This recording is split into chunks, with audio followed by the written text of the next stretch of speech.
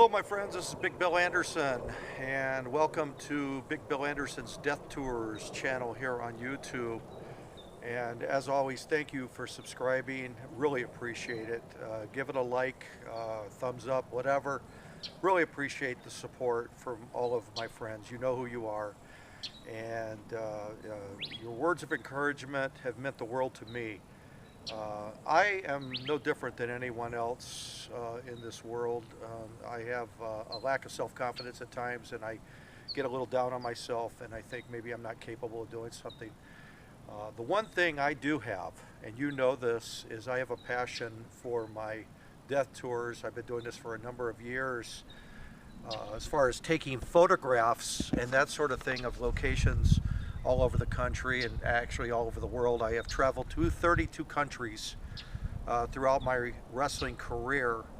I have ridden camels around the pyramids of Giza. I have ridden elephants in India.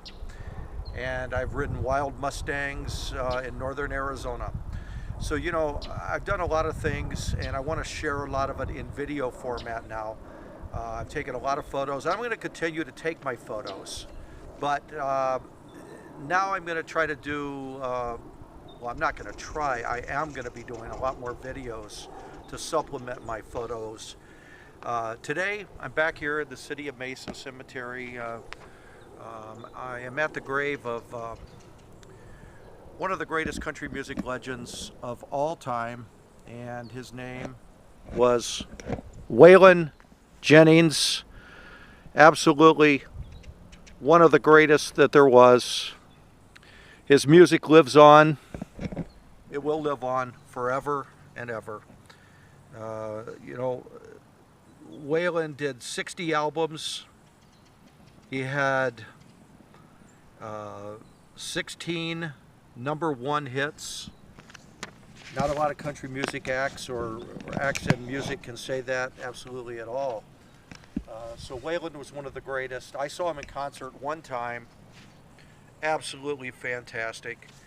And as you know, in the Don McLean song American Pie, The Day the Music Died, a great part of that was written about the death of Buddy Holly on February 3rd, 1959. And I'll just tell you something that most of you already know, but it bears repeating. Waylon Jennings here was just a 22-year-old bass singer hired by Buddy Holly to play in his band.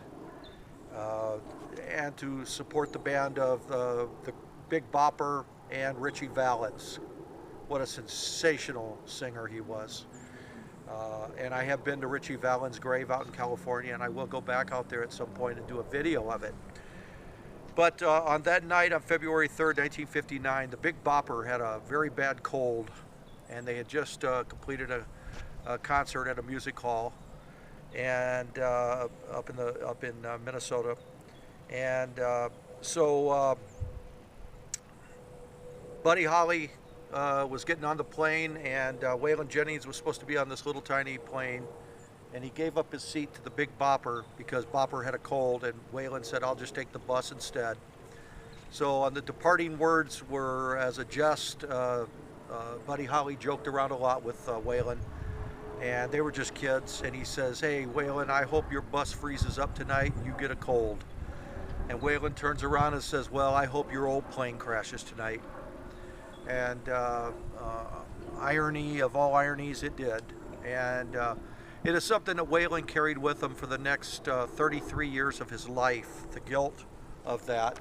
He said it in a number of his interviews that he felt so remorseful that he should have been on that flight instead of the Big Bopper, and he should have died. And it led to a lot of alcohol and drug abuse in Waylon's life, unfortunately. But you know, what are you going to say? What are you going to do? You can't take it back. He lived, they died, and it's one of the great unfortunate things that has happened in music history. But I'm just out here at his grave paying my respects, and I wanted to, you know, just share a little bit of information with you about Waylon. As everyone knows, you know, he was the voice of Voice of the great TV show Dukes of Hazzard. Just some good old boys. And he narrated that show, and he did it because of that resonant voice that he had. Was so powerful and so strong. Whenever I talk about him to superstar Billy Graham, Billy always reflects back and says, what a great singer, what a tremendously strong voice. And I agree. And you know, not a lot of people know that Waylon, they think of Waylon Jennings maybe as a Texas guy, which he was born in Texas. And he made his name in Nashville, of course. But he started out here in Phoenix, Arizona. And he got his big break here. He was a DJ. And he got his break at a little bar called JD's in Scottsdale. And they let him hone his craft, and he became the legend that he was, starting out here playing bass guitar. And he eventually moved to Nashville, but he always kept a home here in Chandler, which is a neighboring city of Mesa and Phoenix.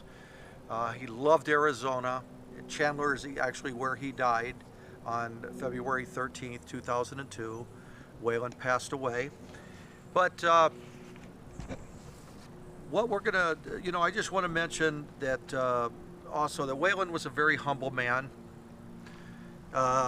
He didn't believe in big ceremonies and that sort of thing. Half the time when he was inducted into Hall of Fame, he wouldn't even show up. And there's his grave right there, little aerial view, so to speak. And Waylon was very humble, which is probably why he's buried out here in Mesa, Arizona, and not in Nashville, along with so many other greats, or in Texas for that matter, where he had a home and lived for a number of years. Mesa was a place that he loved out here. Arizona was a place he loved. It was a place he came to dry out from his drug and alcohol addictions at times. It was peaceful. And I can tell you one thing, that this grave right here of Waylon Jennings, he's in a very peaceful spot right here. And I'll just read the inscription that's on the grave. It is a beautiful monument. It says, I am my beloved's. My beloved is mine, a loving son, husband, father, and grandfather. A vagabond dreamer, a rhymer and singer of songs, a revolutionary in country music. Beloved by the world. And Waylon Jennings, you will never be forgotten, not by me and not by your millions and millions of fans. And so, you know, this is Big Bill Anderson. I just wanted to come out here to the city of Mesa, pay my respects to this man, Waylon Jennings, one of the truly remarkable singers, songwriters. And I love you, Waylon. And I've come out here and I've sang some of his songs right by his grave because that's how much I respected the man. And I just loved his music. I always have, always will. So Waylon Jennings, I bid you a fond adieu, my friend. Let's hope you are in a much better place that we will all soon be in at some point in our life and end of life. So thank you, Waylon, for everything you did for us.